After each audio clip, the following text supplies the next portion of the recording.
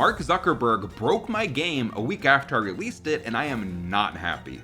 To back up for a second, my name's Chris, and I just released a VR action arcade game where you punch things on the MetaQuest 2 and 3.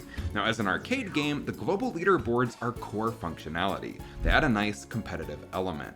Unfortunately, just a week after release, Meta decided to break leaderboards on the back end. So instead of returning the top 10, it skipped specific names and returned less than 10 entries. Now, I don't know why it's skipping those specific names. My best guess is that a switch got flipped somewhere related to account privacy settings or something that probably wasn't supposed to be flipped. I just know that it wasn't skipping them last week, and I had to scramble like crazy to find a solution. So as a band-aid to fix this, I just told the game to return the top 30 entries to play it extra safe, only show the top 10 of those, and display them as 1 through 10, no matter what, ignoring the skipped names. Unfortunately, this didn't fix the centered view mode for the leaderboard, where it shows where you are on the leaderboard rather than just the top 10.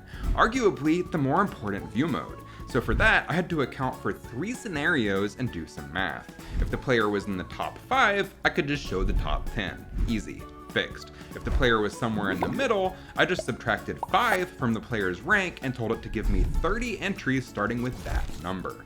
Then, for the bottom 10 players, I subtracted the player's rank from the total amount of entries to ask if they're in the bottom 10, and then just displayed those. But there are still some problems that I just plainly can't fix. For one, if I'm displaying the centered view, there'll still be skipped entries. And if I'm displaying the bottom 10 and there's a skipped name in the bottom 10, it'll return fewer entries, which is not ideal.